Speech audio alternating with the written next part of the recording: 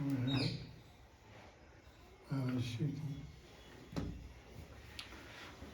Namo Bhagavate Vasudevaya. Everyone together. Om Namo Bhagavate Vasudevaya. Om Namo Bhagavate Vasudevaya. Om Namo Bhagavate Vasudevaya.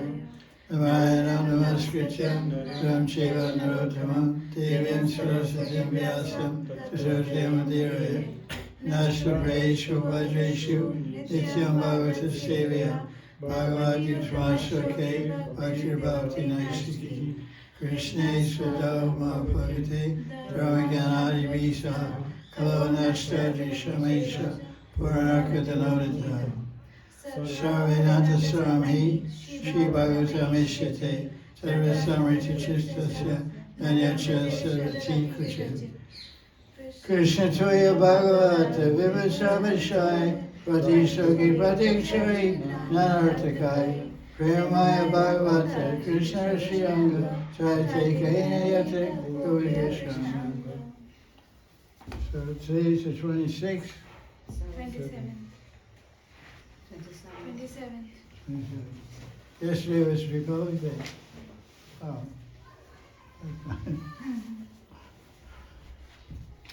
Jai Jai, this is Srimad Bhagavatam Saturday class, January 27th, 2024. We're starting to study 10th Canto, Chapter 21, which is called Venu Gita.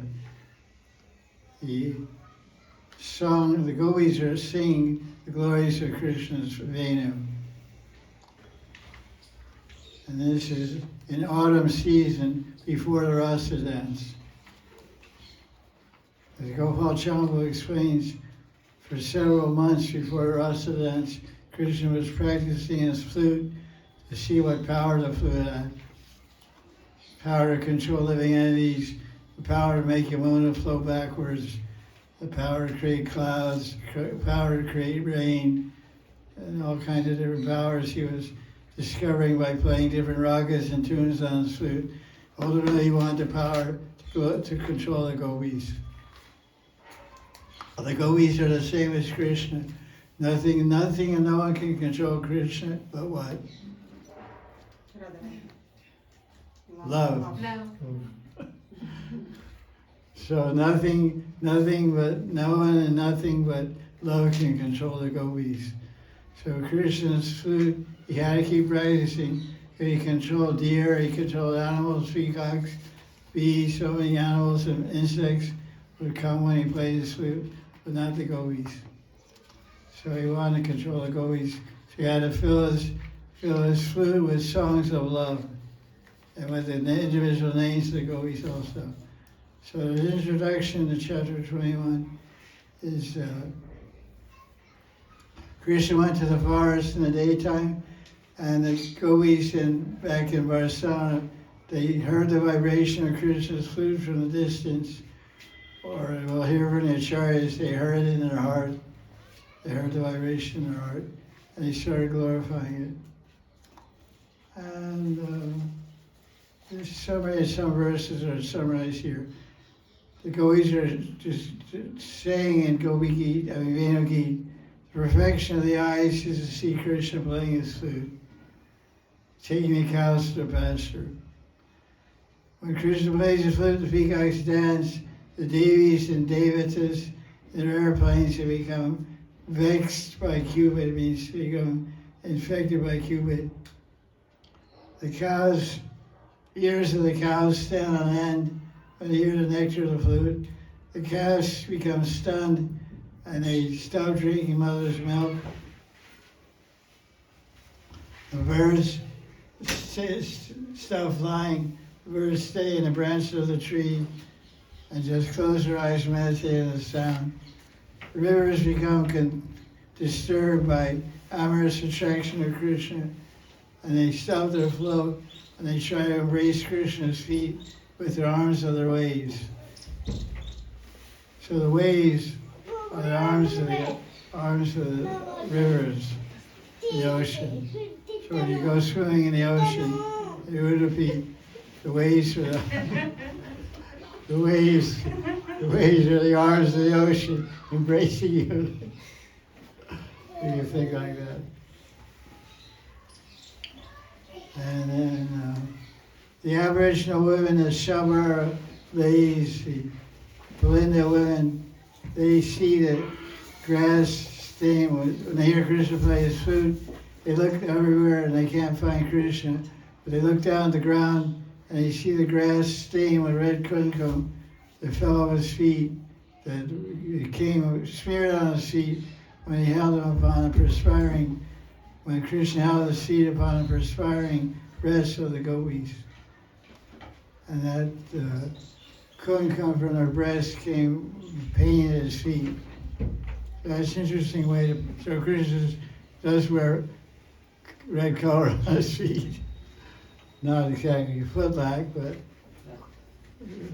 kumkum. You go around hell, there's all kinds of seva to Krishna. So that's the summary of chapter 21. I'll read verse 1. Verse 1 is Anastu Chandas, which is a basic poetic meter of many verses from the Bhagavatam. So I'll repeat a line, then you repeat after me. Text 1. Everyone has it? Text 1, chapter 21.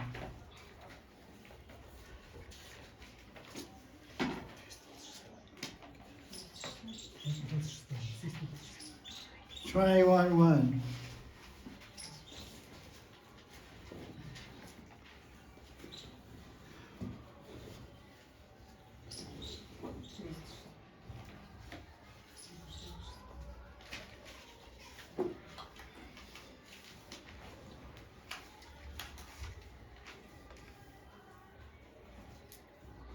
Shri Shuka Vacha Shri Shukavacha Itam Shratsvacha Jalam Idam Saraswacha Jalam Padmakara Sugandhina Padmakara Sugandhina Nyavishad Varanavatam Nyavishad Vyayunavatam Sago Gopala Kochuta.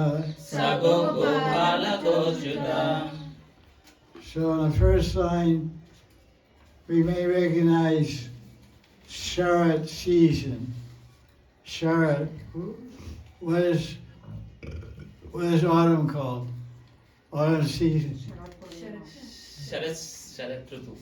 Sharad Ritu, Sharad Purnima. So this is Sharad. So it's a month of autumn. And a few years ago when Narendra Modi took office as Prime Minister, he started All Indian Cleaning Festival, clean the whole country. What was it called? Swachh Bharat Abhiyan. Swachh Bharat Abhiyan. So Swachh means basically his motto was clean up your act. Bharat Vasi, clean up your act. Clean up your neighborhood, pick up the shreds. So that's called Swachh. So what's the second line? What's the third word in the first line? Swachh. Jalam. Jalam. Third word is Swachh. Swachh. Swachh. So you know that meaning already. And Jal means what? Jal Kabo. Water. Means water. Jal Jiva, what does that mean? Water is life. Water is life. Jal Narayan, what does that mean? Narayan is life. No.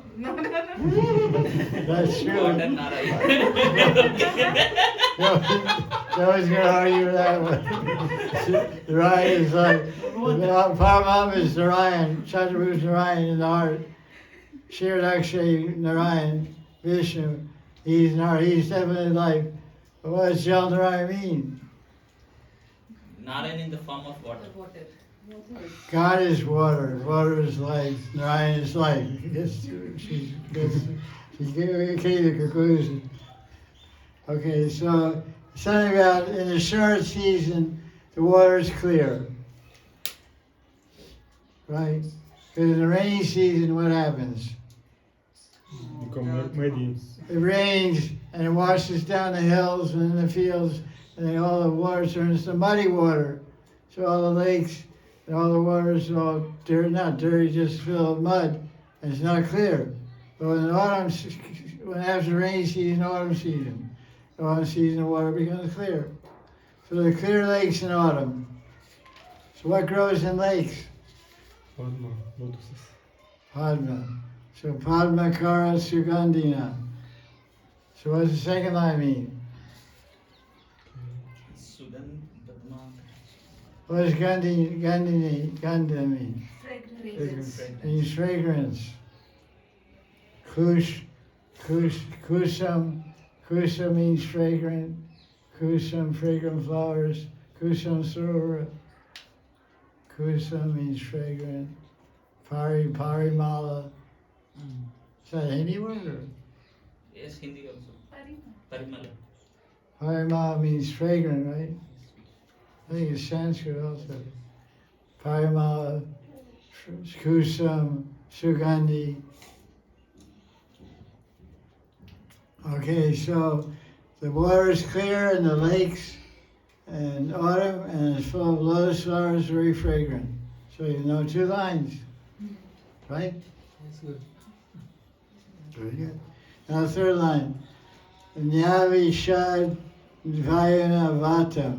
So everyone knows Ayurveda. Vata, Kapha, Pitta, Right. and Vayu. God of Vayu is who? God, Vayu Putra. Hanuman. Hanuman. Jai Shri Ram. Jai Sri Ram. Ram Ram. Hanuman.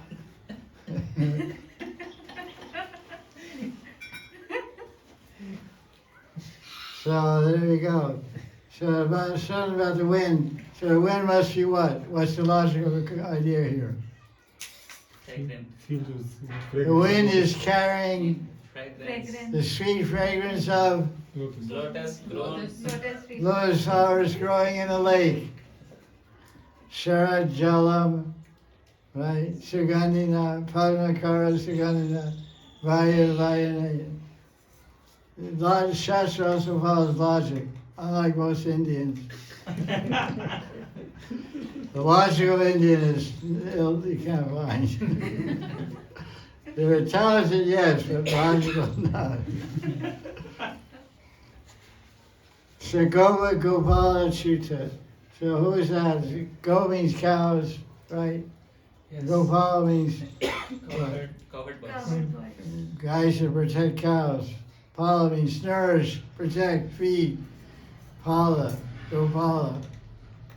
And Chuta is Krishna's name. So it's something about Krishna, the cows and the cowherd boys going in the lake, forest with lakes and lotus flowers. So gopis are seeing this in their meditation, having spurti of this. Although this Bhagavatam says, that Shukadeva Goswami says, in some of the commentaries read in Bhagavatam, they said every verse is spoken by the gopis. Although generally it's said that gopis speak verse starts verse 5. 7, verse 7. Verse 7. 7. Nice. I don't know what it is. Verse 5. Yeah, verse 7. 7 to 19 is called Venu Gita. But I read commentaries of Acharyas, they say that the first, all the verses. But, we're studying the Bhagavatam, so which reference is what the Bhagavad says, not the Acharyas. Their comments, but it's interesting to think of it that way, especially when you get to verse 5. It seems like either Shukadeva has an incredibly amorous appreciation of Krishna's beauty, or he's speaking in Gopi Bhav. He must be speaking in Gopi Bhav. We'll get to verse 5 after some time.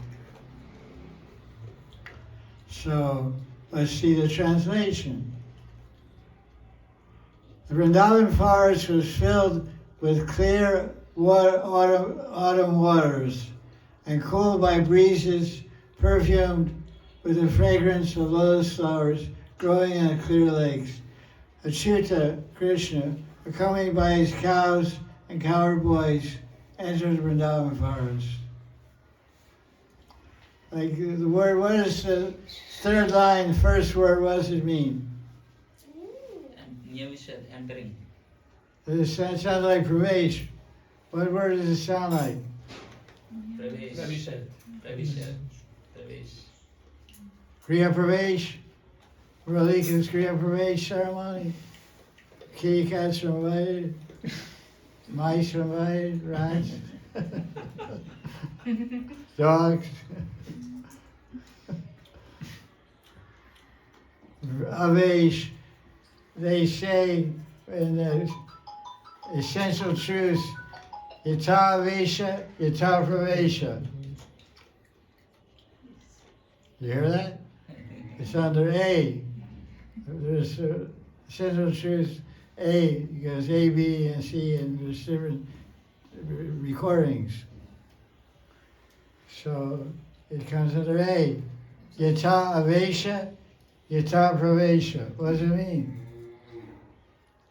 Whatever we are absorbing, that is where we enter. That's what you enter into. Shaktivesh avatar is who? Narad Muni. Narada, who else? Brahmadev. Vyas. Vyasadeva. What Shakti do you have? Literally. Vedas understanding right. Yeah, Bhakti Samadhi.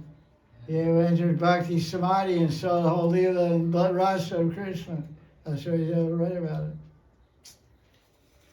That was the second writing of the Bhagavatam. He entered Bhakti Samadhi.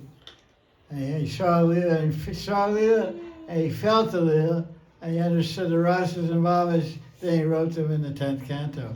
Because he wrote Vishnu Puran. He wrote the Vishnu Puran. It was spoken by Parasara Muni, but Vyasa wrote it down. But he didn't bring out the Ras. So he wasn't happy. So he said to his guru, I'm not happy. I'm very unhappy. I wrote all these Vedas. I wrote about Krishna Lila, the Skanda Puran, Padma Puran, Vishnu Puran, but I'm not happy. What did Narmuni say? The first canto Bhagavatam, the whole story is there. Chapter 7. Have not sufficiently glorified the Lord. Yeah, sufficiently glorified the Rasa Bhavas.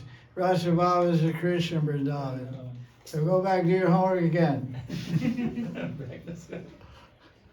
Rewrite your paper, sir.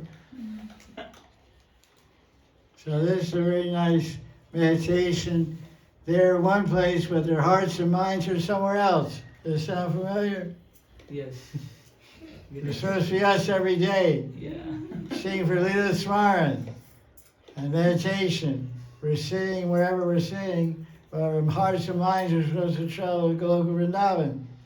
And we'll sit there and meditate on Lila and try to see Lila, see those lake-filled, lotus-filled lakes, hear that Vamsi of Krishna.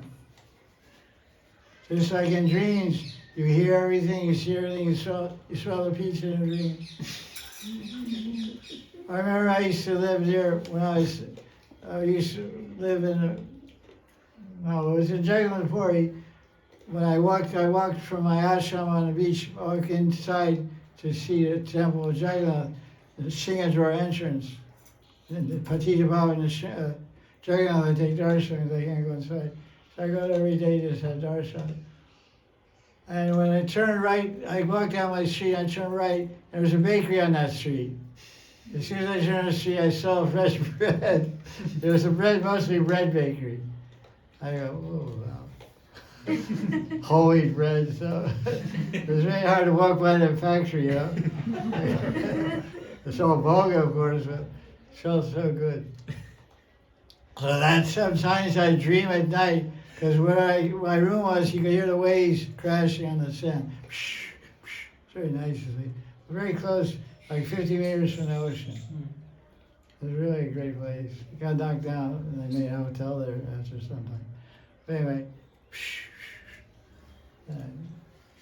I dream of walking down the street, seeing George eat the ball, dragging out. I was smelling the bread in my dream. So we could do that in a dream And the senses are totally sleeping, non-active, so that's what meditation is. Inner senses turn on, outer senses turned off. Deeper meditation, a more profound experience. Swarti, Vishwarti, Seksha Darshan. When it gets so intense inside, Krishna sees your intensity of hankering to see Krishna, not only inside, outside, then he appears outside. Comes outside the heart.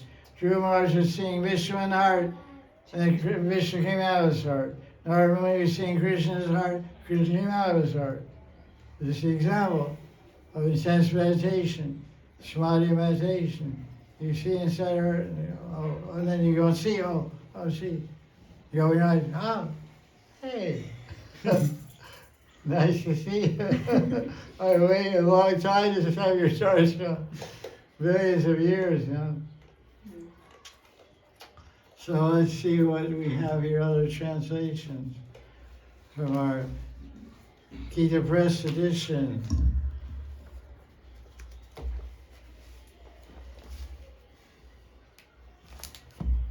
Hanuman Prasad Podar Ki Jai. Show respect for our seniors. The great Vaishnava.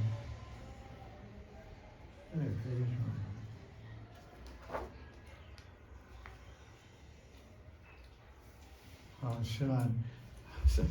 39. This is Venu Gita class, first class.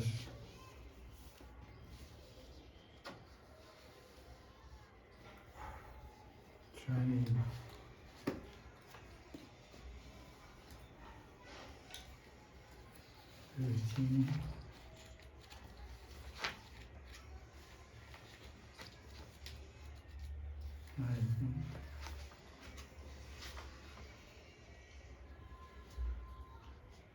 Oh, that's interesting. It's called Venu Gita. What's it called in Bhagavatam? What do they say? Venu Gita. The book is glorifying the song of Krishna's flute. Venu Gita. Oh, he's glorifying. This title of this Gita Press is the song inspired by the flute. The Gopi song.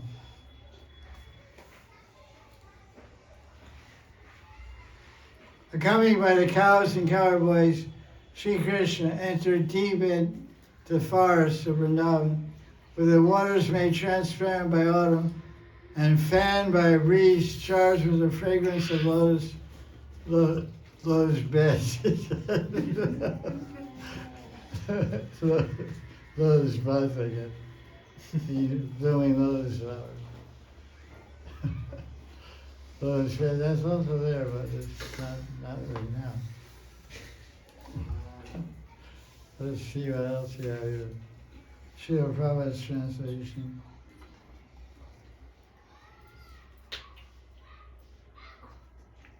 Hey, Krishna Govinda.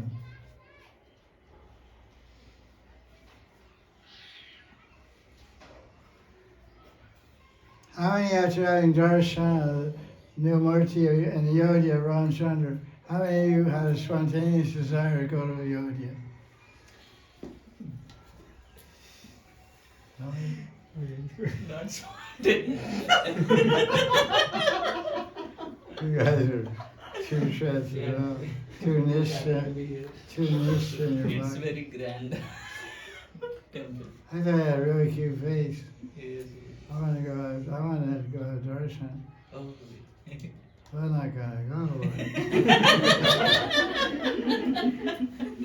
I'm praying I'll have 7 Swarti of them. He's adorable. He's really, looks like Srinivas Govinda, looks like a little kid. 5 years. Looks like Balaram, looks like 12 years old, face, chubby cheeks, real pudgy little face. And very beautiful.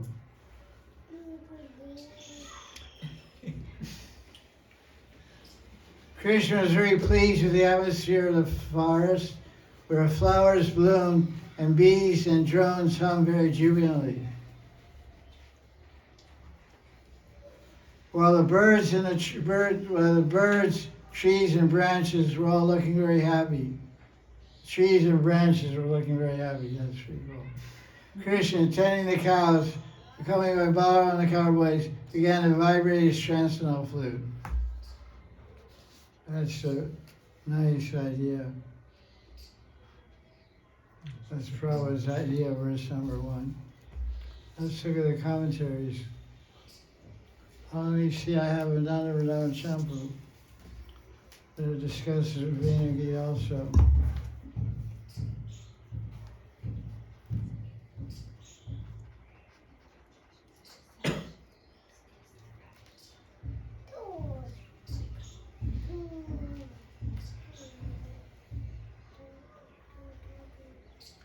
You have to read a little discriminating when you read, because it's in a chapter called Pastimes in Summer and Other Seasons. So it's not a separate chapter, but the subheading is the glorious flute of Krishna, and it's the Venu Gita. So this is Kavi Karnapur's idea of this Venu Gita, first verse. While ambling along the pathway, Krishna left the wonderful marks of his lotus feet on the breast of Mother Earth. See, the one thing about Kavi Karnapur is another Vrindavan Shampoo. Every comparison, every metaphor that he makes is always connected amorous to Mother Rati. That's the speciality of this book. It says the bees, it's always a male and female bees, and the bees are male and the flowers are female. And this is brought out. Bee lands on a flower, and the petals of the lotus flower fold around him, embrace him, and trap him there, keep him there overnight. That's like this guy named Madhusudan spent the night with a girl named Padma. A guy named Madhusudan spent the night with a girl named Padma. Padma was a flower, and Madhusudan's a honeybee. And he got trapped in the closed petals of the flower. So this kind of imagery is throughout the book everywhere. So keep your eyes open. You're always brought back to the main. It's like a bell ring in a temple. Every half hour a bell ring, ding. Every hour it rings 7 times, 8 times. Krishna Balaram in a half hour rings once. Dong. And then when it's 9 o'clock, it goes dong, dong, dong. I used to live in Madan colony. I could hear the bell there very distinctly. Now it's a lot of houses and stuff, hard to hear, a lot of noise, traffic. So this book is it's like a bell is going off every couple paragraphs. Bang, Madhurati, bang, Madhurati, bang, Madhurati, bang, Madhurati. What is Udipan here? What is the Yuva, Vilamban, Udipan? It's a very amazing book. He's empowered by Lord Chaitanya. He sucked on the toe of Lord Chaitanya when he was a baby. That's why he got Kavi Karnapur name. So Krishna's walking along the earth, but he's leaving his footprints on the earth. But he says he's marking the breast of Mother Earth with his feet. Like Radharani holds Krishna's feet on her breast. She Kankamena, from the breast of Radharani gets on Krishna's feet. So now Bhumimata is holding Krishna's feet on her breast. Her breast is the service of the earth. So it's very Rasic stuff, actually. You have to have the eyes and heart and understanding to pick up the ras. Holding his flute to his leaf-like lips, Krishna played a slow raga known as Malava Shri, just fit for the autumn season. Krishna's lips, red as bimba fruits, drink the nectar of his flute as his fingers dance deftly over the holes. The abundant flow of nectar emanating from the belly of the flute spread throughout the atmosphere. Besides the intended raga Malava Shri, the flute seemed to produce a variety of personified tunes.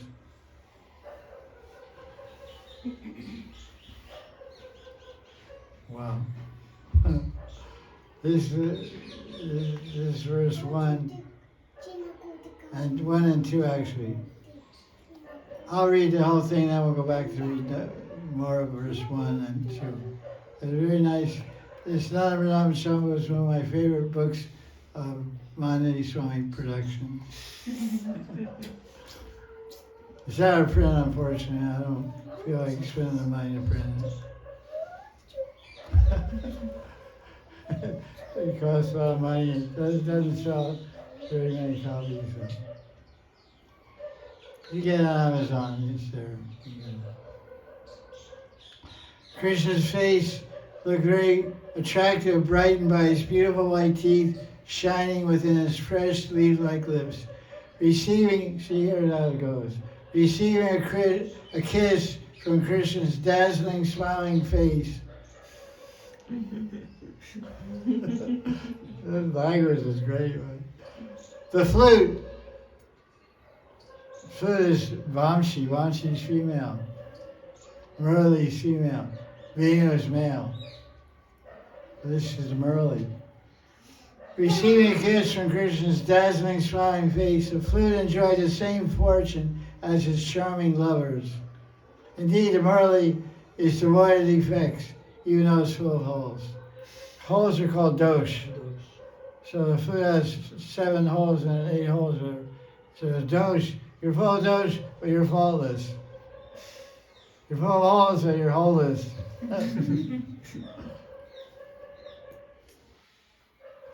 It is astonishing that this hard wooden flute softens the hearts of heartless people and silences the deer, birds, and other forest animals. Though derived from bamboo, vamsh, or a good family vamsha, like the Chandra Vamsh dynasty, the flute infects all chaste women with intense attachment to Madhupati. Oh, just see this Murli of Murari. Although hollow, it holds a stream of ragas. It is formed from one section, parva, of a tree, but initiates hundreds of festivals, parvani. It's Sanskrit play on words.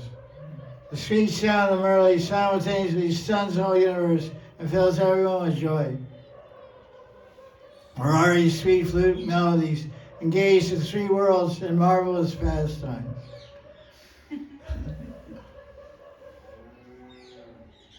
What a nice sentence.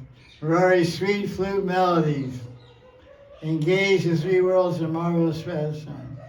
Entering within the ears, the vibration of Murari's flute agitates one's body, mind, and senses. By nature, Krishna's flute is simple and sweet, but according to the mood of the listener, it manifests as nectar to some and poison to others. When is the flute nectar? When gopis meet Krishna. Flute is giving nectar when it's singing the name Radharani. When the flute is singing the name Chandavali, the flute is giving poison. Same flute, same syllables are there, but wrong name. One man's flute is another man's poison. It can cause river water to freeze solid, hard mountains to melt into rivers of ecstasy, dead trees to spring to life with fresh green leaves. Sages fixed in Brahman become restless and agitated. Among relishable objects, the best thing is the sound of Krishna's flute, which completely maddens one in bliss, removes the anxieties of all people, and stops the movements of birds and animals. Thus the sound of Krishna's flute is a treasure house of wonders. All glories to the super excellent vibration of Krishna's flute.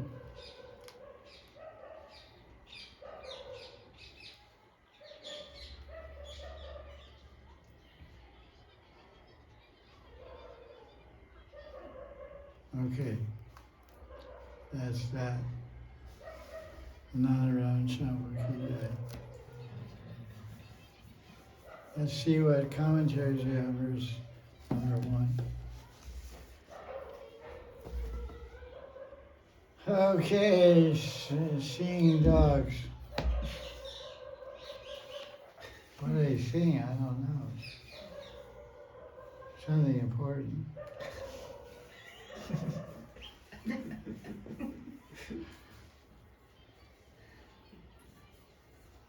Seems like it. Seeing a lot.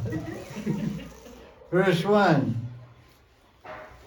Venu commentary of Snan Goswami, Vaishnava Toshni.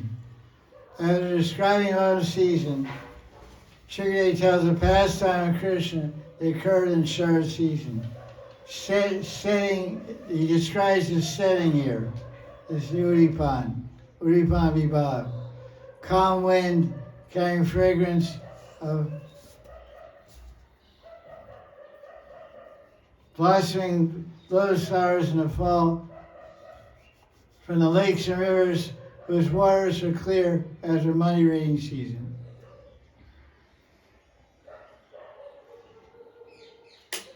Krishna Chakravarti. The Sakhis, being pained by the song of Krishna's flute, repeatedly sing the glories of that flute. Although staying in the village, the Sakhis are relating what they see through their transcendental eyes of love. What's that verse? Yamsham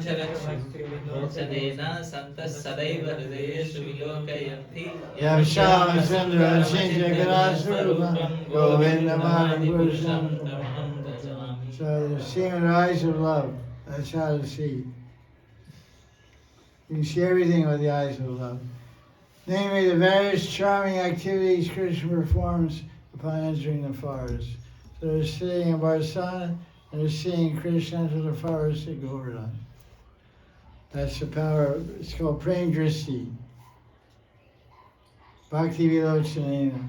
Vilochana means eyes, expert vision, and fueled and empowered by bhakti. I don't know anything more Vishnu said here. Let's see. I don't know. Cheering out the little guys to sing the same song. Guys, little guys from music school. Sorry, God, sorry, God.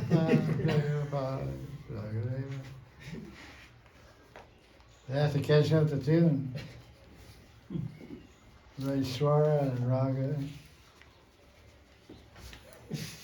melody and tal. They're going to be singing in big time sometime. They're practicing in the afternoon and they get good, they'll sing 11 o'clock at night. They'll sing for Rashi Lila, Raslila. These are the tryouts. Sorry, go on.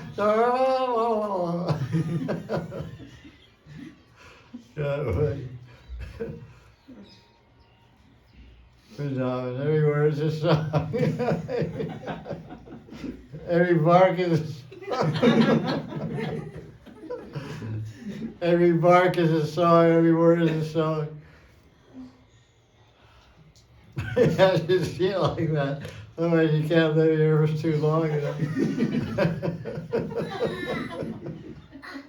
That is all transcendentally, madly inspired. To me, a long time I have to develop transcendental, madly inspired Indriya. And then mad eyes, a mad ears, a mad nose, a mad tongue, a mad mind, that's amazing. To put it all together, you know. What to say? Vrindavan. We say we love Vrindavan, but the question is, does Vrindavan love us? This is something to think about. I love Vrindavan. Okay, everybody has a t-shirt, everybody agrees with that. I love Vrindavan. But the question is, does Vrindavan love you? Change the subject. You become the object, make Vrindavan the subject. Vrindatavi Mata. Oh, Vrindatavi Mata, I have a question. This girl says she loves you. What do you think of this girl? Ow. Don't ask me.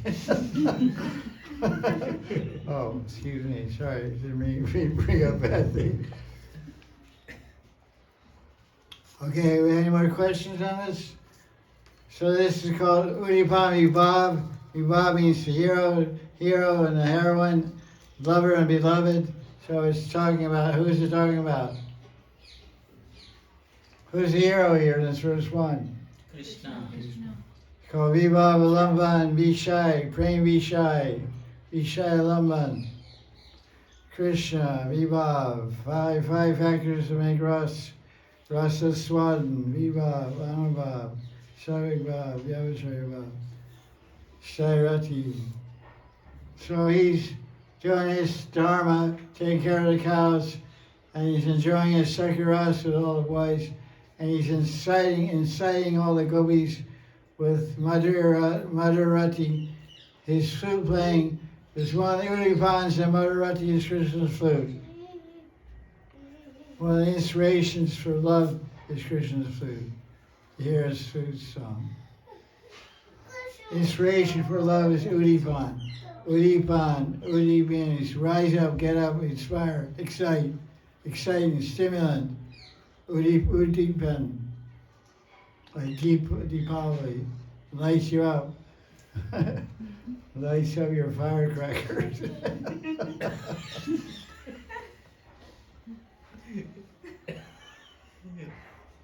You start a blast. You light a fire and boom. So Krishna excites everyone with his everything. So let's see. I have some little notes here on my book I wrote like 40 years ago.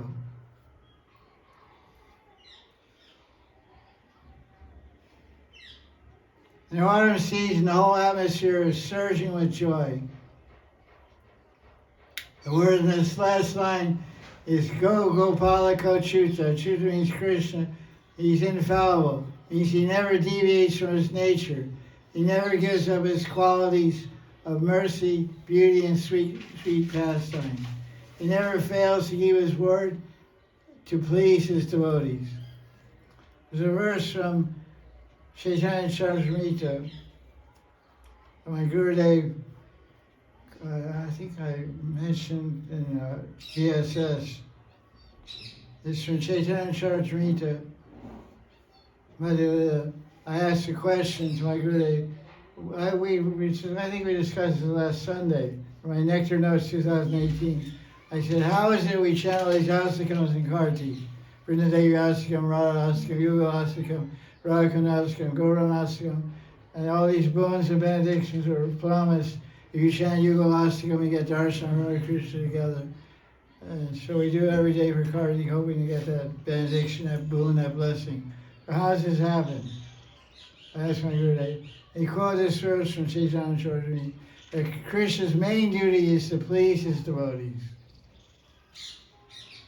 Krishna's main duty in life is to make his devotees happy, to please his devotees. He said it last Sunday. Yes.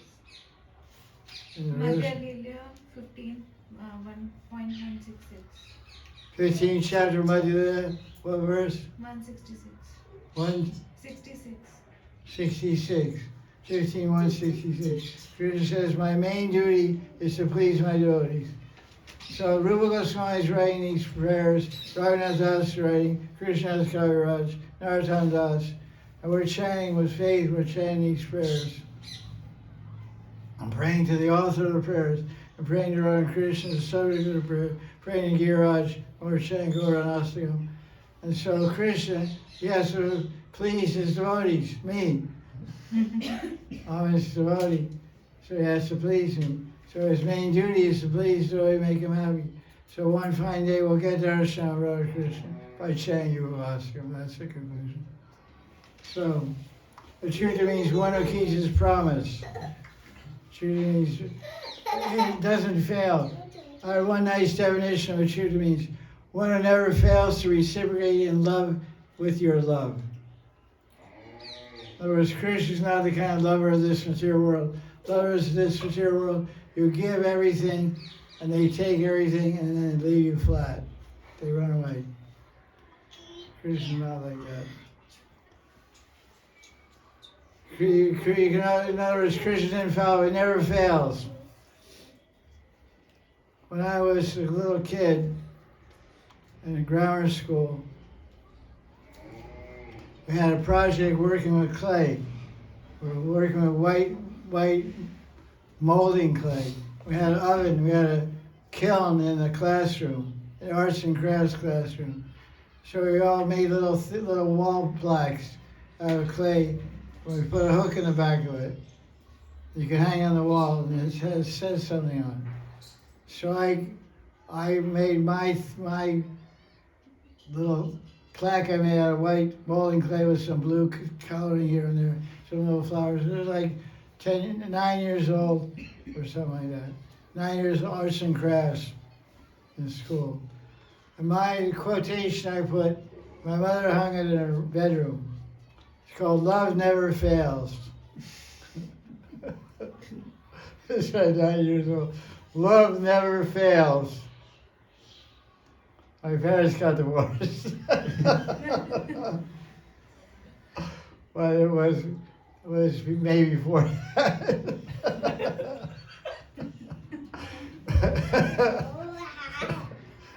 So the idea is material love sometimes succeeds, sometimes fails. But Krishna's love for us always wins. It's always successful. Never fails. So it should means one who never fails to reciprocate with the love of his devotees. I like this message. But Shuddha means fall. Chuta, fall, fail. But Ashuddha means doesn't fail, doesn't fall.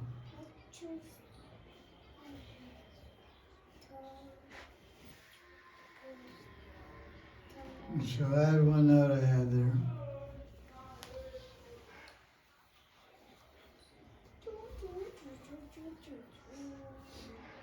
Krishna,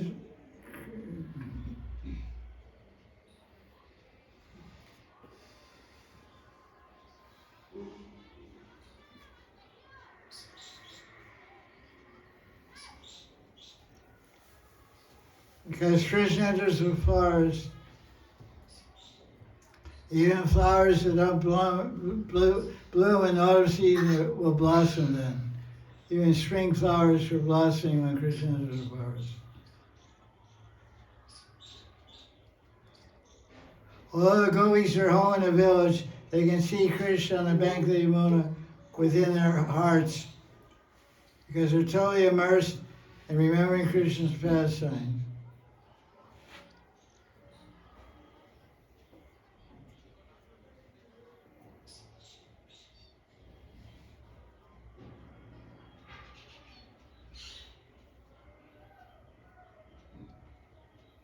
Brother, we start off Venu Gita by describing the beauty of the scenery of Vrindavan and also Krishna's beauty as he enters the forest with the cows and boys.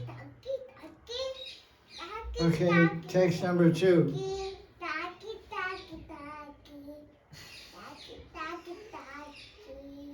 I don't know what chandas this is. I think it's Mahanidhi. You have your sheet there? Mahanidhi. Many yastikams that we chant in Kartik are Mahanidhi chandas. Kusumita Vanaraji Shukshmi Ringa. Kusumita Vanaraji Shukshmi Ringa. Virakulana Sarasara Maharaj. Anyway, I'm going to try it this way. I don't know exactly. I think it's Mahanidhi. Or maybe Brahmasamhita Shardula Vasantilaka. I don't know. Let's try it. I'll chant, you chant. Text number 2. Kusumita Vanaraji Sushmi Bringa. Kusumita Vanaraji Sushmi Bringa. Dvijakula Gushta Sarasaran Mahidram. Dvijakula Gushta Sarasarin Mahidram. Marupati Ravagaya Charyanga. Madhupati Ravagaya Charyanga. Sabhashupala Balas Krikujavenam. Sahabasubala Balas Sukujavenam. So the first line, what words do you know? Kusum. Kusum Srovar. Kusum means fragrant flowers. What about Bringa? What does Bringa mean? Bringa means bee. Bee. So then, Vanaraji, what does that mean? That's a Sandhi. Forest. The king of forest. The king of King of forest. Means Raji. Means Raji means a group of trees. Vanaraji. That's interesting. Sanskrit way trees are called the Raj of the forest. The forest has bushes, has shrubs, has little creepers on the ground. But who's the king of the forest? Who's the big tall guy? Trees. King's big tall guy, big strong guy, big arms, big branches. So the Vanaraji means trees, very far out idea. Vanaraji. Vanraji. And it's plural or it's singular? What? Plural or singular? I don't know. Plural or singular? Many trees go there. All the trees that Plural. bloom. Trees are male, and plural means many trees.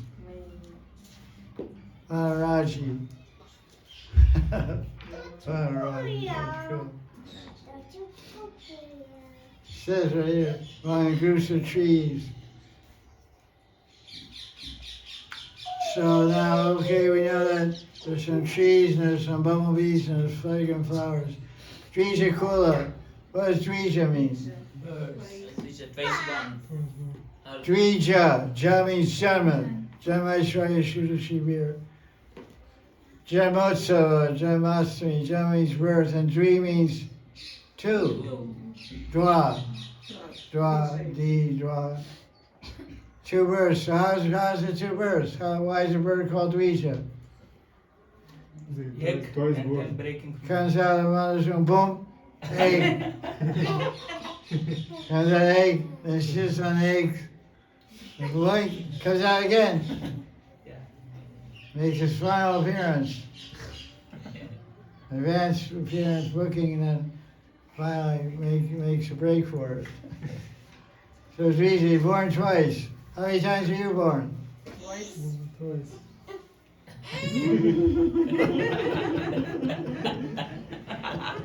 You all birds or what? I was only born once myself. Like Diksha second does. Diksha's Diksha, not Dvija. They say like that though. And they say, second birth is Dvija. You're right, that's what it is. Okay, so something about Kula means what? Group. Means group, family, bank, Yamuna Kula, Bank of Yamuna. Gusha, Sara, Sarin, Mahidram. Sara means birds. Saras, big cranes. Lakes also go there. Yeah, Sarin. Sara means the water also. Sarin means water. Sara means lakes, you're right, river. Mahidram, what does Mahidram mean? Mahi means earth. You know, it means mountains in this case. Madhupatira means Krishna, the sweet, the Lord of honey. Pati means husband. Pati means Lord, means master, controller. Controller honey. Madhupati means what? The master of the honey sweet lips of Radharani. Madhupati. No one else can. He's in charge of that kingdom. Krishna, Madhupati, he's the Lord of that kingdom. No one else can get the honey of Radharani's lips, except Madhusudan. That's Krishna's other name. Madhupati, Madhusudan. Charya means, chara means moving. Brahmachari, he's on the move. Where is he going? I don't know. He's moving through Brahman. Brahmachari.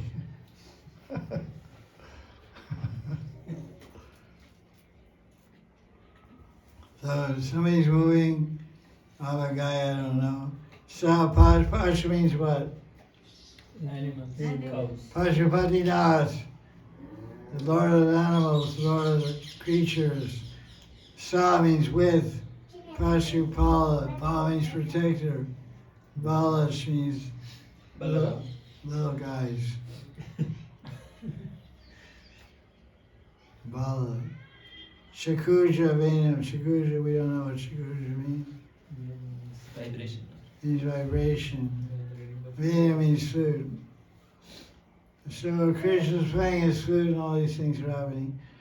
Translation.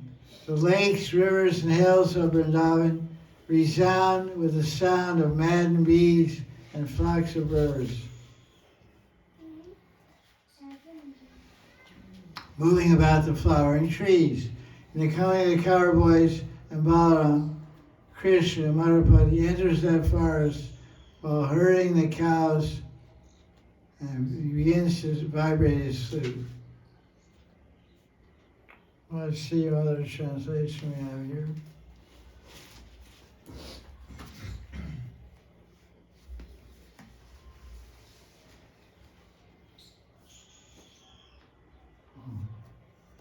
Okay. Having entered the forest,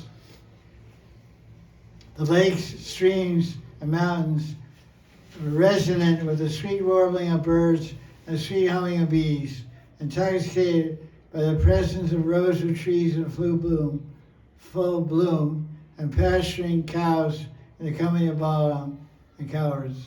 Krishna sounded his flute. The English isn't so good there. Yes. Let me back up.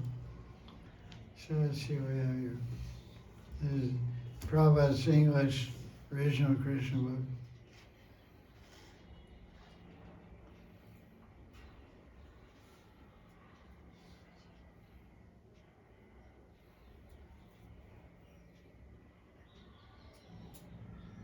After hearing the vibration of the flute of Krishna, the gopis in Madan remembered and began to talk among themselves about how nicely he was playing the flute. This is third. Second verse. Gopal. That's the second verse. You read third now. Yeah. I think I read already. You read before. Yeah. First and second I already read. Yeah. Birds, trees and branches looking very happy. Krishna tending the cows of Balaram. Cowboys began to vibrate his flute. Okay. And now commentaries. What's commentary? This is a pretty simple part of the story. Just how the gopis are remembering Krishna, minutely visualizing everything he's doing.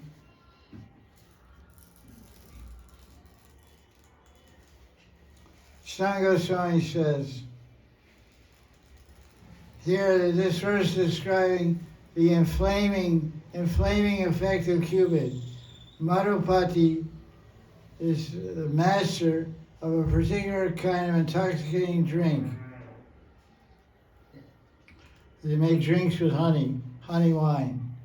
Implies the season of autumn produces intoxicating drinks, and the season in autumn, sour season itself, is intoxicating. Jiva Goswami. Because the members of the Yadav dynasty, all the cowboys, are also Madhus. Krishna is the Lord of the King of Seasons. Madhu Spring are also all the Yadavs.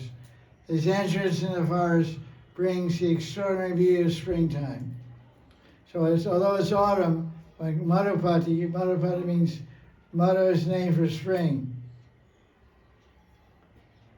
The spring season is called Madhu Ritu. So Madhupati is Krishna. He's entered the forest, although it's autumn, the forest takes on the quality of spring. All the springtime flowers are blossoming. That's what Jiva Goswami is saying. And Vishnu says, Krishna enters the forest. What did he say? You have it there? Read it. Yes. In short. As Krishna entered the forest with its mountains, lakes, rivers, and flowering groves, he skillfully blended his flute song with lovely sounds of Vrindavans, chirping birds, and buzzing bees. The word Madhupati means the Lord of Spring.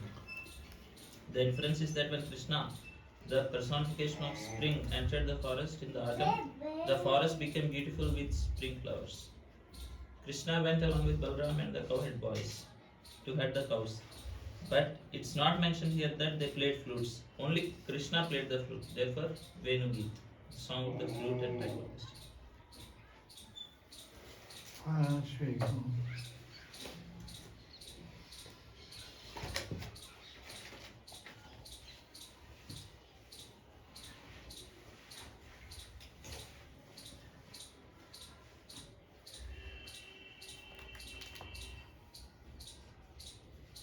Why Krishna played the flute? Whatever you play. What about on play? Ladies. One Buffalo. buffalo. Buffalo Orange, Shinga, it's called Shinga. Shinga, something. Yeah. So any questions on verse 2? There are 18,000 verses to discuss. So take your time. Verse number 2, any more questions? But as you told to read Hindi Tikas, I started reading about Anandas Babaji's translation on this Venu Gita Panchak. He has written book.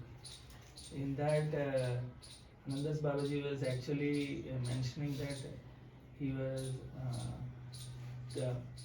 he was saying Madhupati means same. He is the king of spring season, and he quoted the song of Vallabhacharya, Madhuradhipater Akhilam Madhuram. So spring season is actually present every moment in Vrindavan because everything related to Krishna is actually in spring season. So when in this spring season, when autumn season entered, it actually made it much more beautiful. That's And seeing all those things like flowers blooming and bumblebees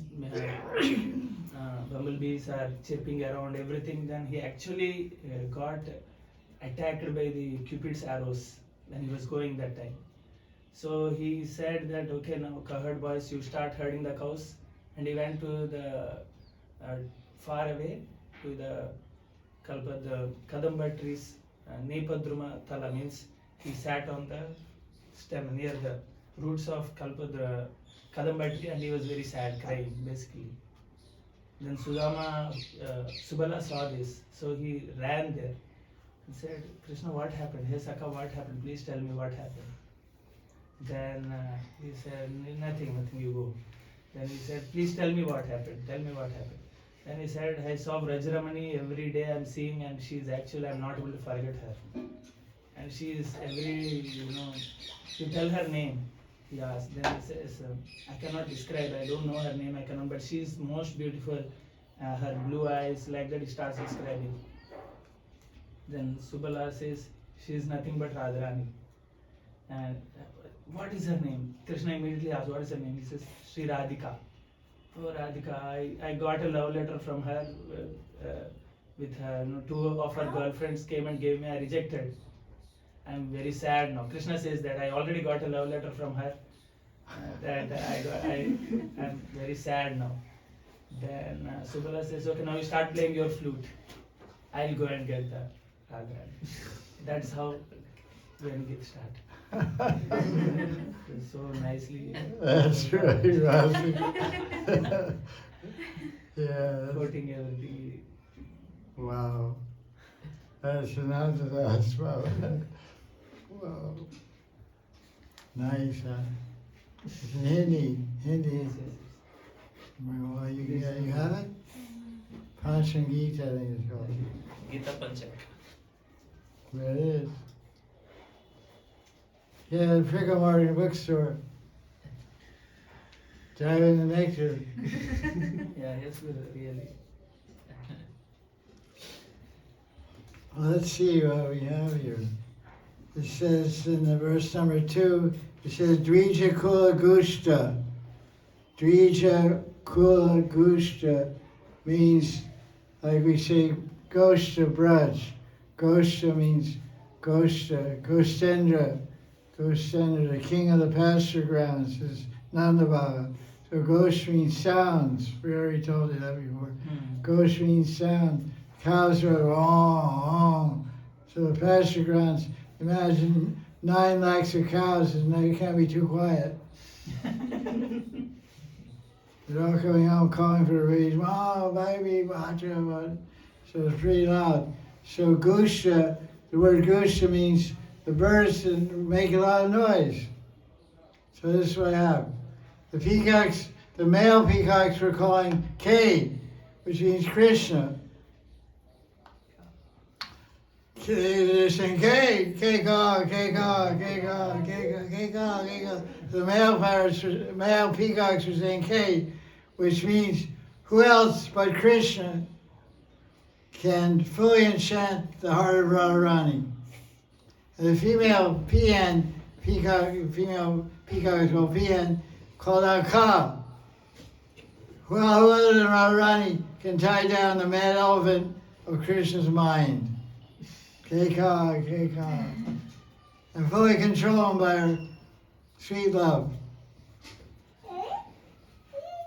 These peacocks are calling each other and increasing the ras, helping Krishna remember Radharani, and helping Radharani remember Krishna.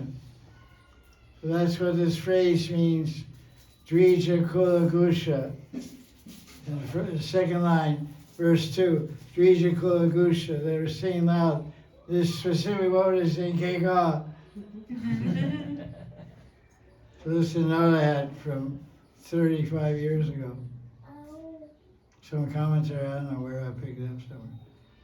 The gopis see the flowers and bees and birds and all Udipan stimulants to awaken Ras in remembering Krishna. The cuckoos cry, Kuhu. Kuhu, kuhu, kuhu. How do you sound? No, I don't like that. Yeah, something like that. Woo, woo, woo, woo. So they say ku, Sanskrit letter. Ku means Krishna. The cuckoos like gopis, the restless, because they can see Krishna, so they're calling. Cuckoos are calling Krishna, Krishna.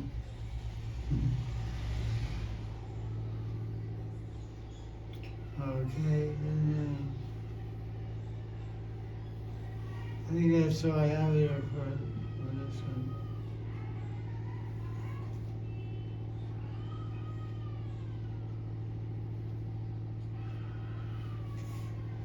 Let's look at text number 3. What's the time now? 4:07. Okay, text 3. In this verse number 2, Krishna skillfully blended his flute song with the lovely sounds of Vrindavan's multicolored birds. This irresistible heavenly vibration was created.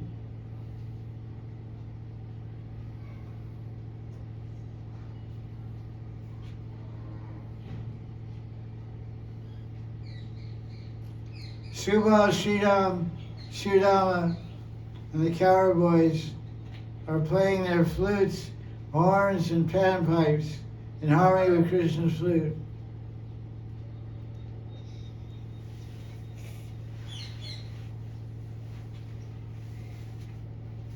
And all living entities become spellbound and enchanted with the music.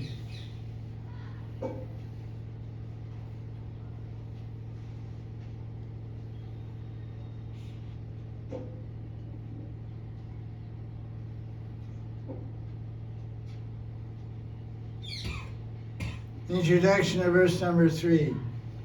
Krishna has already gone to the forest, but the gopis are remembering Krishna's flute song in their minds and hearts. They cannot actually hear the flute song.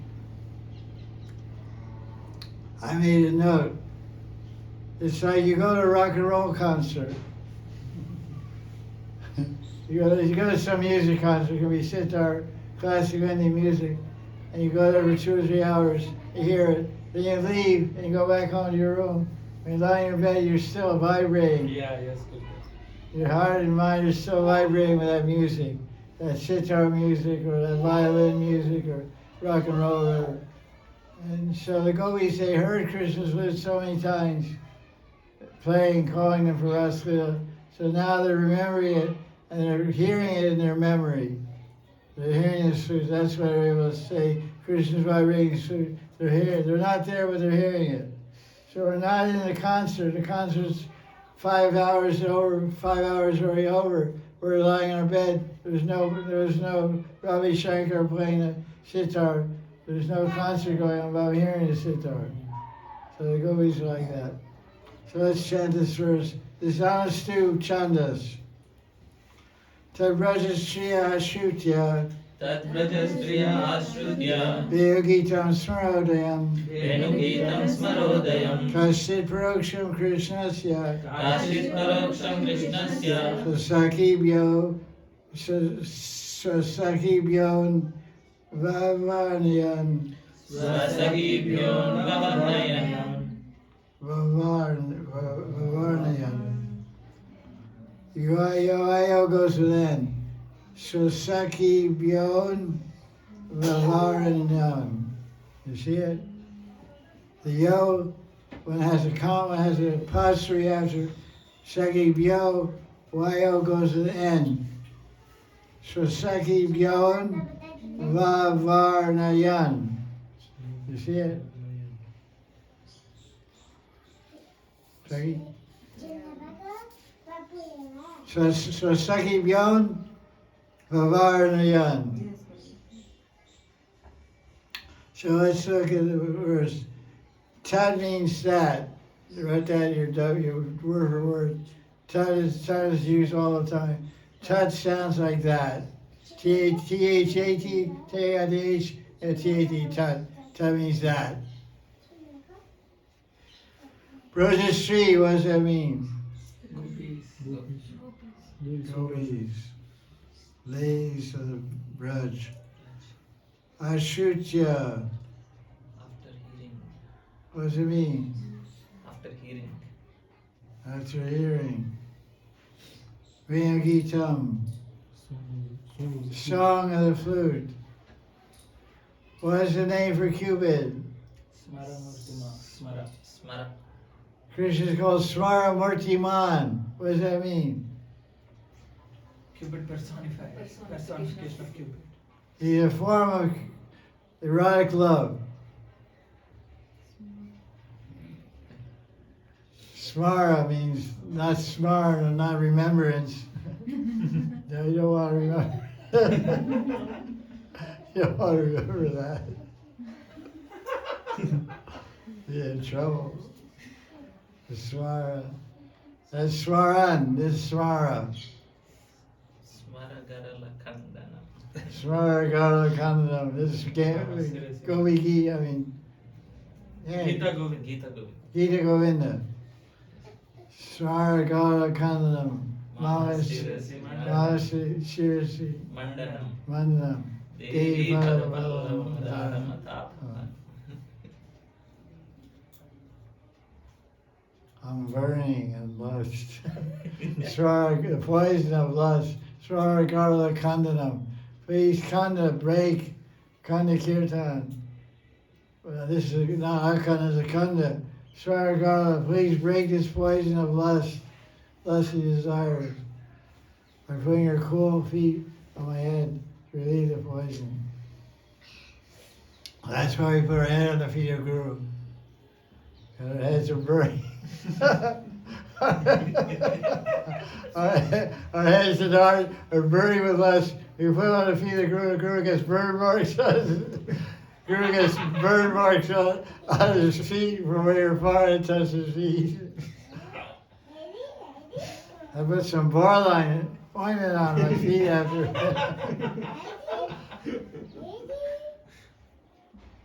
Some calamine lotion or something. Collagen.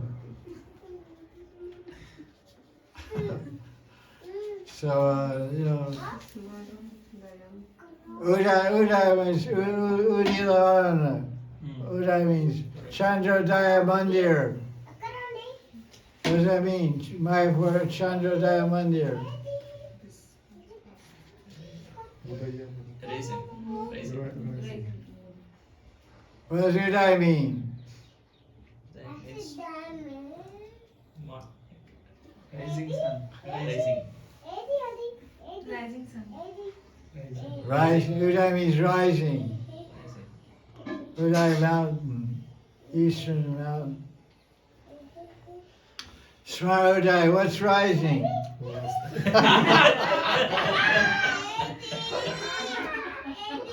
What else? What else is new? There's nothing new about that. That's been with you for a long time. Doesn't quit. Vakanda Smara. Kashit. Kasha means some. Praksham, what does Praksham mean? Indirectly. Indirectly hidden, implied, indirect, hidden, secret meaning, Praksham. Privately. So Saki Varna means what? That means color. Varna means class. Chatur Varna, Colors. Yes, class. Chaturvarnya Chatur Varna Maya system. Mayashya, four orders, classes. Means syllables, means sounds. Varna. Means to describe, to speak. Describe. Gurudev, one of the Sattvic bhav is Vaivarnya, means changing of colors also. Varna means color. That's Krishna, Krishna Krishna Varnam. Varnam. Krishna Varnam, Shisa Krishna, Yeah. Sango Pangasavarsam. Krishna, Krishna comes with Thursday time is Krishna Avarna. He's not the color of Krishna. Critics Thursday time. So Varna means color, means words. Description. So Sakis are talking about Krishna. I was saying, hey Lita, are you feeling lusty? Yeah, right. How about you, Vishak? Yeah, me too. Well, This naughty. why is it? Is that guy playing the flute? Yeah. And Venu Gopal is making us lusty, playing his Venu Gita. Guy's a troublemaker. It's rising influence of Cupid. That's his idea. That's his motivation. He's trying to get the Gopis excited about him. They already are. And now he's trying to inflame their excitement for petrol on a bonfire. So you can understand the Gopis are hearing the Gita, they're getting lusty, and they're privately speaking, hidden way, indirectly speaking about Krishna, just talking about birds and everything. Talking about birds and bees. But birds and bees means XYZ. Yeah. So the forest, the birds and the bees. The birds and the bees. The fleas in the trees. What's gonna happen now? Let's see what we have for comment. Let's see other translation here. Hey, Gopal Shamasundar Pyariju.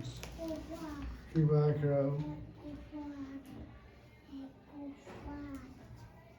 Any more batteries in that bag?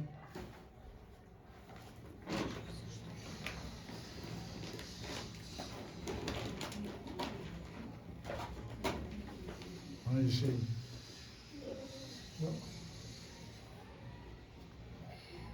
Oh, no walls. Okay. Hearing that entrancing entrancing music of Krishna's flute, entrance, which kindled love in their heart, kindled love. Some women of Braj proceeded to celebrate it in song before their female companions, all out of his sight. That's interesting. Very interesting translation. That's Prokshavan, out of sight, privately. They're talking about how much, they're not going to say it in front of their boyfriend. You don't go in front of your boyfriend, you don't feel really lusty. Really?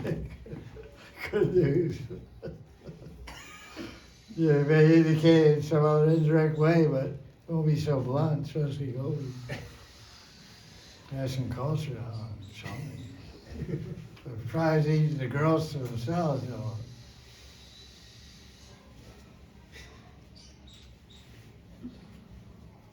At hearing the vibration of the flute of Krishna, the gopis were now remembered and began to talk about themselves nicely Krishna was playing the flute.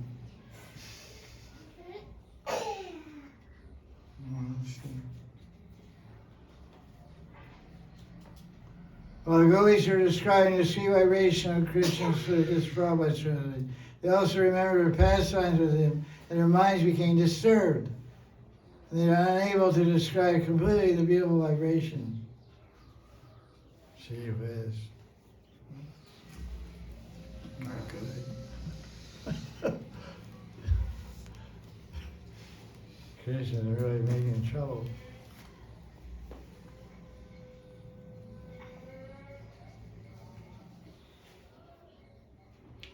This is another Vrindavan Champu. Although there were unlimited groups of gorgeous gopis, they all had the great fortune of achieving the highest stage of love for Krishna. The gopis had peaceful natures and the same object of meditation, namely desire to attain Krishna.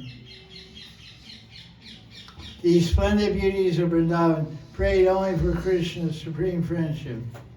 With great yearning, they looked in the direction of the flute, embraced each other due to the sudden derangement of their minds. Overwhelmed with ecstasy, they uttered sweet words to describe the transcendental qualities of Krishna. In this way, the Vraja gopis passed their day glorifying their beloved with poetic compositions.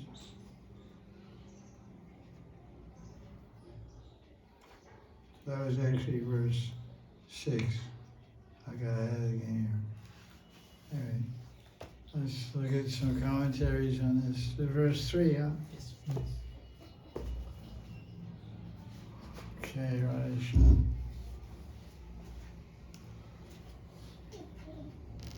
Here's my Prokshavad. Proksham indicates Sakhis addressing their girlfriends secretly, not in front of the elderly Sakhis. The elderly, why they didn't speak in front of elderly Sakhis? Lajja, Shy. Shy. and fear. Yeah, shyness and fear are another reason also. That's correct, but more reason. We have a phrasing as it takes one to know one. A thief knows how a thief operates. So the elderly gopis, so what's their bob? Vatsalya. That's right, bob. What bob are the gopis exchanging here? Madanam. So it's called rasa bhavs. Conflict of Bhava Shabhalya, conflict of Bhavas. It won't work out. So they're speaking Prokshavad, privately, secretly.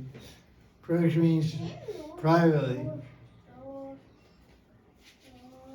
Because hearing Krishna's flute is causing Cuba to rise in their hearts. These verses are spoken by Krishna's dear consorts. Stan Goswami's commentary on verse 3. Although all the ladies of Braj heard Krishna's flute, the senior Sakhis felt inspiration of parental affection. Thus they're excluded from this verse. So everybody heard Krishna's flute, but Yashoda, she felt, oh, it's my son, he's such a good musician.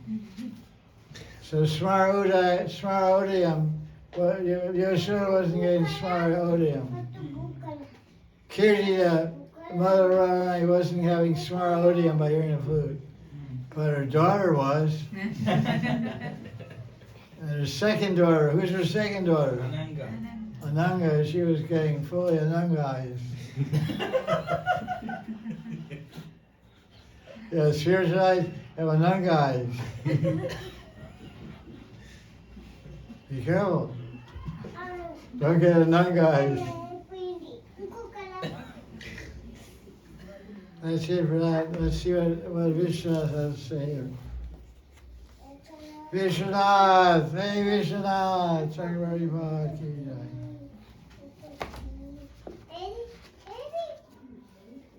Okay, kids.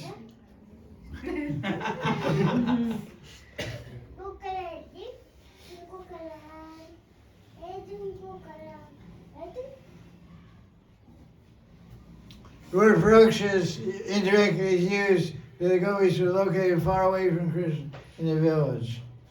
So, because ferocious means indirectly, because they're not right in front of Krishna glorifying, they can't even hear the flute, they're just remembering the flute song.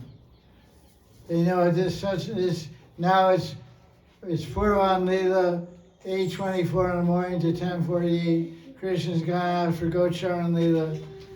And we know he's plays the flute now. He walks behind the cows playing the flute. So we know at this time we're remembering Krishna. And we're singing Krishna. So we're remembering he plays the flute. And we're getting strong to him. We're getting affected by Cupid. So any question on the verse? Let me see. I have some other notes here. So hard to read, it's so small print. I wrote real small in those days.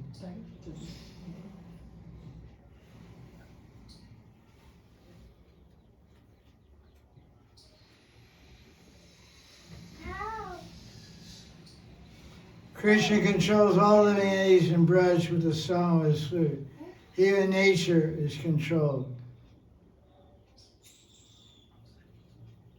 Hearing the song of the flute, all types of flowers bloom even out of season and create a beautiful atmosphere for pastimes of love.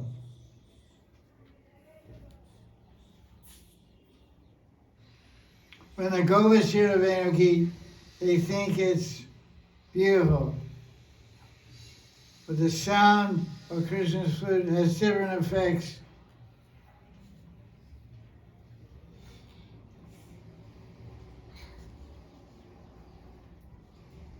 And the gopis hear the flute, Venu Gita, in text 3.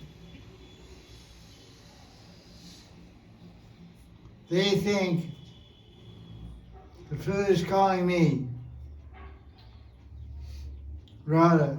Lalita hears the flute calling Lalite, Lalite. Radha hears the flute calling Radhe, Radhe. Each cow hears its own name in the flute, thinks that Krishna is calling her to come to him. Each Brajagopi thinks the flute song is a form of Krishna, enters her ears to steal her mind and heart. So the sound, the Gita, has become Rupa. So Shabda has become Rupa. Venu Gita is Shabda, sound, has become Rupa. In the form of Venu Gita, Krishna's person entering into the ear of the gopi, going in and stealing her heart. That's what the commentary said. And Krishna is calling her to his side.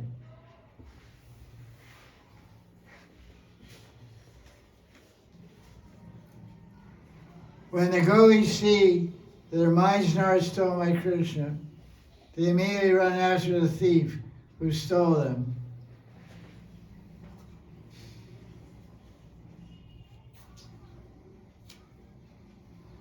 Verse 2, it says, Madhupati, means the honey from Krishna's lips is entering the flute and charming and intoxicating us like wine. It's entering the Brajagopi's ears and making them mad with love for Krishna.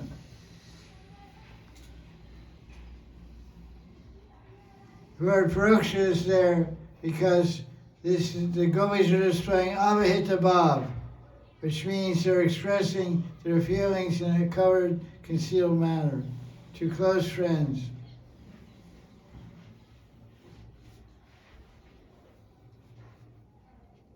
Because they're afraid that because of shyness and their fear and honor, they're afraid their mothers might catch what they're up to and punish them. So they're very privately describing how they're all getting lusty for Krishna by hearing his flute. Do you feel how I feel? Yeah. They're not in good shape. That was number 2. That was number 3. The sound of Krishna's flute awakened feelings of love towards Krishna and intense desire to meet him. When the gopis hear Krishna's flute song, they become overwhelmed. There's something in Nana Champa also, 171.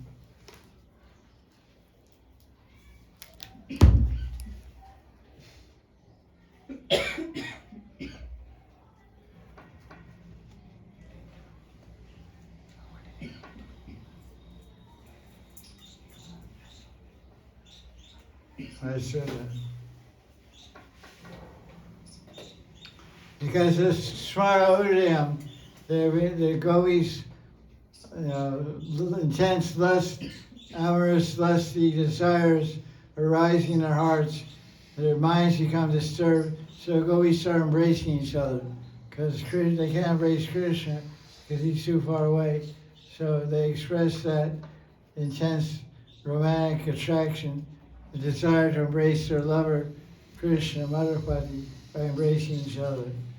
So Radharani embraces Vishaka. Lalita embraces Kundalata. No, not Kundalata. Lalita embraces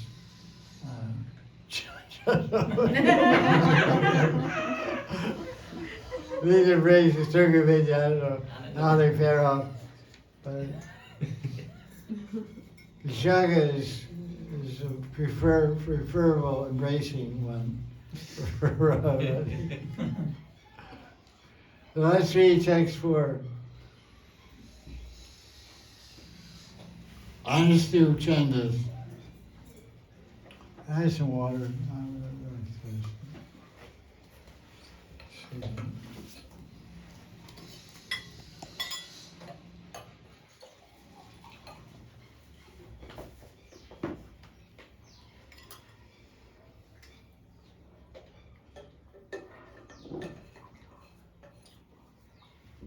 Why does Muralika come home?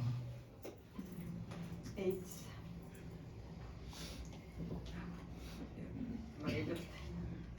Huh? My hip does the. Yeah, that's right.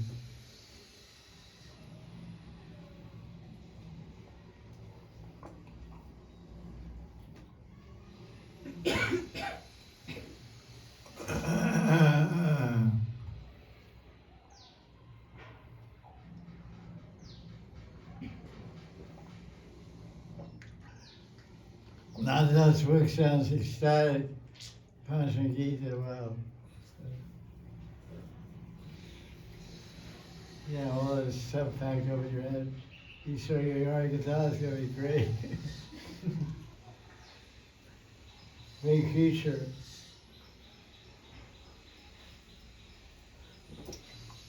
"48 to 60, you'll be a big guy. 12-1 Yuga, 48 years. How old are you now? 39 Guru. Yeah, he'll take off.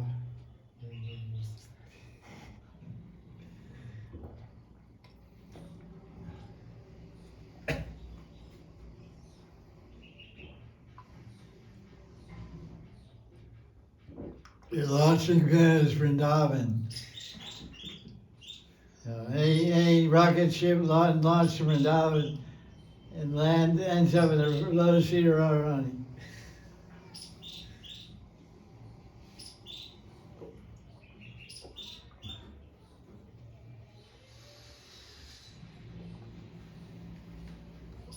Okay. That's fine.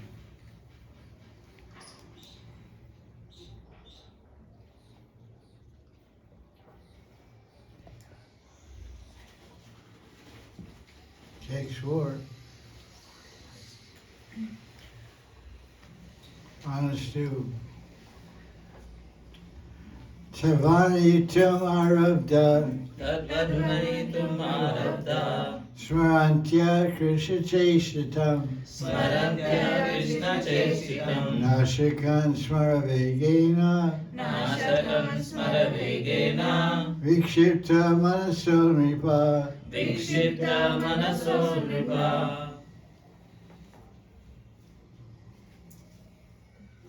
We know that Tat means that, and Varnayata means sound, description, Varna. And Arabda, we know, we have ever heard the term Samat? Yeah. Finish. Samat means over, finished. And Arabda means, Beginning, Arambha. like it says, like you look in the Hindi calendar, if you know Hindi, Rakan calendar says, Par and Arabda. When is Par and Ekasi Paran time starts sunrise, Sri Udaya, and ends 9:30 a.m. or something from sunrise. So Arabda means start. Second line, Smaran. What does Smaran mean? Everybody knows, remember. Cheshita means character, activities, personal activities, character. Krishna Cheshita means personal dealings with the activities. So beginning to describe the activities of Krishna.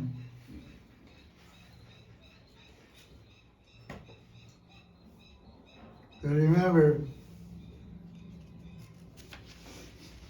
according to the Acharyas, the Venu Gita starts in, the actual Gopi speaking of Venu Gita starts in verse 7. Well, this is a warm-up, this introduction. This is called narrative. Vyasadeva is writing a narrative. No one's speaking. He's narrating the storyline. It's called narration. There's narration, there's dialogue, there's back and forth, there's dialogue, there's questions and answers. It's a different type of speaking. This is called narrative. He's narrating, describing the scene, the setting, the flow of the Leela.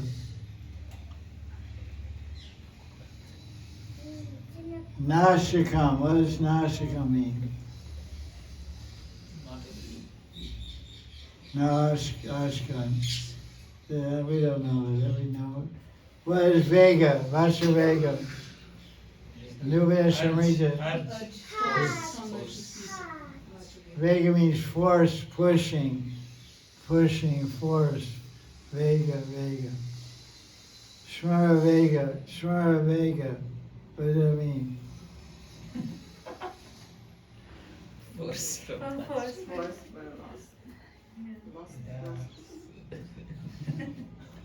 That's right.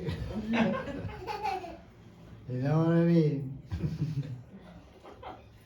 Pushed around by lust. Overpowered by lust. Pushed by lust. Hesitated. Swaravegana. Vikshipta.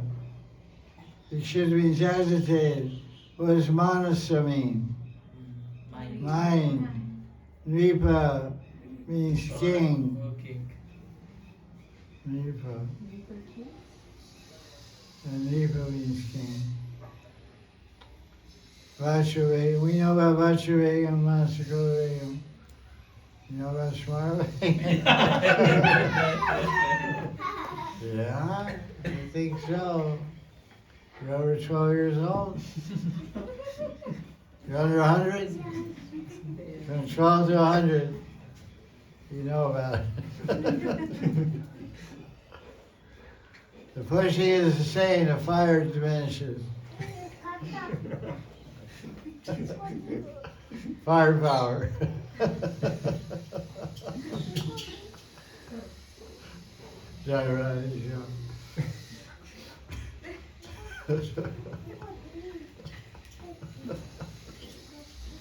So it's translation you. Okay. Jai Radhe Shyam. Jai Jai Shri Radhe. Let's take 4. Yes. Yes. Another translation, recalling the loving gestures of Krishna while commencing to describe the music. The gopis their minds were distracted by the vehemence of love. Vehemence. I don't know what vehemence means. Look it up. Vehemence. Vehemence. M-E-N-C-E. I think it means anger or love. Vehement. Anger or love. Fire or love. Great forcefulness, intensity. Great forceful intensity. Yeah, you could say so. It's just that way it goes on. What to say? Try to avoid it. Watch out.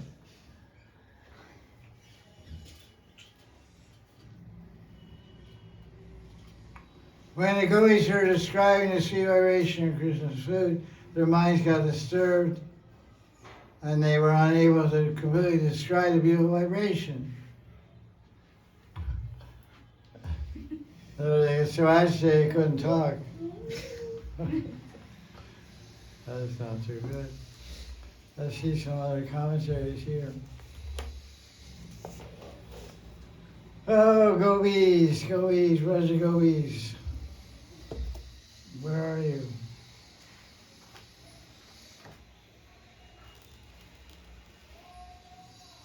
Arubda Bhattaya. Stan Goswami's commentary on verse 4. What gopis started, but couldn't, what the gopis started to speak, but they could not finish due to being overwhelmed by Cupid.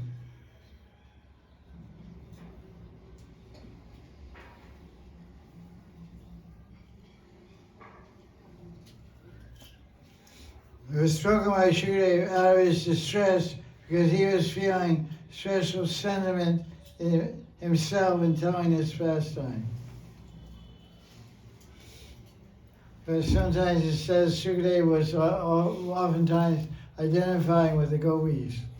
So they were getting disturbed and couldn't speak clearly about Krishna because they were disturbed by lust. So Shukadeva Goswami, in identifying Gopi Bhav, was also disturbed. It wasn't able to speak clearly. That's what is implied meaning. Vishnu's commentary on 4. And the gopis attempted to describe Arubda, the son of flute. They couldn't do so because their hearts were overcome with strong desires for Krishna. That's a mild way of saying Smara Vegana. Smara Vegana means they're forcefully pushed by erotic desires, immobilized, dysfunctional. That's what happens. You come to control by, overpowered by desire, you can't do anything. And then you can't fulfill your desire, you become frustrated, and frustration turns to anger, and anger means total dysfunction. So you become totally tamasic, do crazy things, go to sleep, or get intoxicated, or whatever crazy stuff.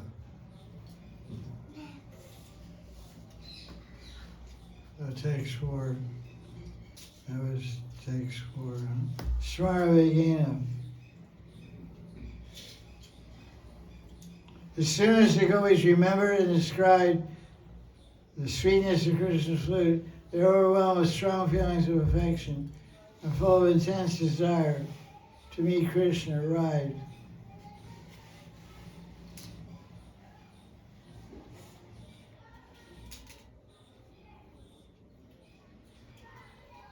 And Krishna suddenly manifested within the hearts of the gopis, and they became agitated.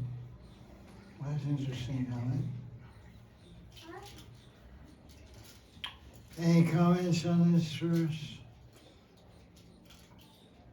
You have anything to say about this verse when you're reading? It is good. In this verse, Anandas Babaji Maharaj explains that actually Krishna was every day playing the flute. When he was going to Gocharan, every day he's playing the flute. But That's today right. the difference is that, and all the gopis, everyone is hearing the flute before. But today the flute is exclusively calling out Radha, Radha, Radha, exclusively. Because of his so much of feeling separation from Radha. So he was calling, so all the gopis' inner garments were getting loosened. And all, like just before the rasa dance, what all the symptoms they happened, same things happened but in the broad daylight. So gopis could not, so they were taking help of each other. Like they were two gopis friends, they were hugging each other, and so that the others will not be able to identify whatever is happening in there. Antriya Vastra. Yeah, yes. Antriya Vastra means inner wear Yeah. was falling down, sitting up. Yes, and they were also feeling very like why Krishna is doing all these things, like when they were also Torturing them. yeah, absolutely. Why is Krishna torturing us? It's Smaravegena. And the actual Anandas Babaji explained about all the Samanjarasa, Samardharasa, and Sadharani, all these rasas, trying to explain, because he always speaks about Tattva also, na Gurudev? Like he's saying that this is not calm, this is not calm. Why Acharyas say this as calm? Because prem means it is in general, all the devotees have prem.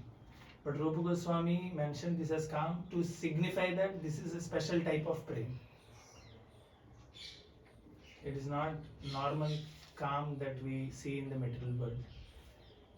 Like, Yeah, Goi's prema is called calm because its intensity, the intensity of the loving expression and feelings, and because Krishna praying because it's selfless. They don't want anything, they're not anything they're exhibiting or feeling is for Krishna's pleasure. No, they're not deriving pleasure for themselves. Their clothes are going loose to help Krishna speed up his enjoyment. saving the trouble of undressing them or whatever. They just want to pull off, okay, that's nice. Saves time. Quick release button, you know. Ejection seat, boy. So, there's no selfish desire in the gopis. Everything they're doing is to make Krishna happy. That's the difference between their calm is selfless and calm in the material world is selfish. Calm in the material world is called lust. Calm in the spiritual world is called prema. Pure, pristine, immaculate love. Immaculate prema.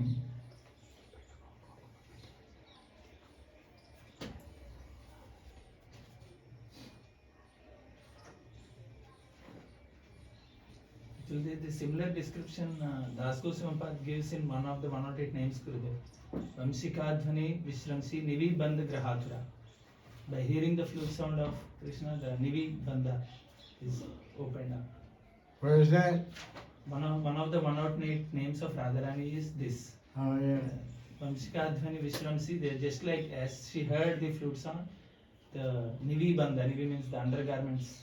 The knots for the Undergarments are open. undergarments. They don't have elastic bands, they have ropes, you know, like a yogi pants or something, you know. There's a rope and a rope, the knot comes undone, and then, you know, what happens then?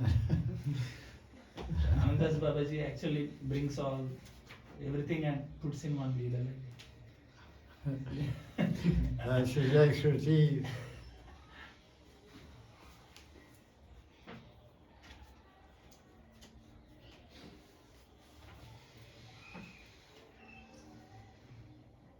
It says, thanks for Swarantya Krishna Chesitam. The gopis are remembering Krishna's Leela's activities, like meeting in Kusam Sarovar, flower picking dispute, and stealing flowers there.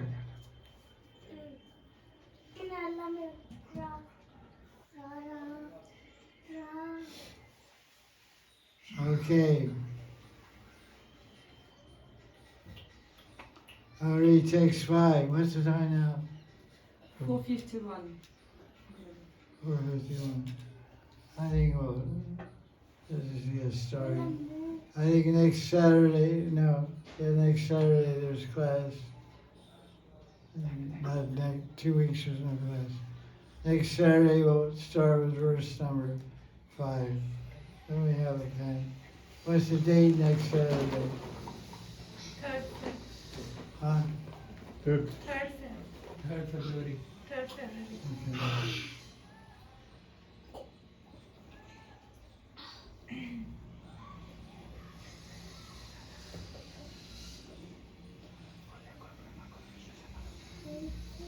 Any questions? Shriram Bhagavatam Mahaprabhu ki jai. Tantra Shriram Bhagavatam ki jai. Jai Jai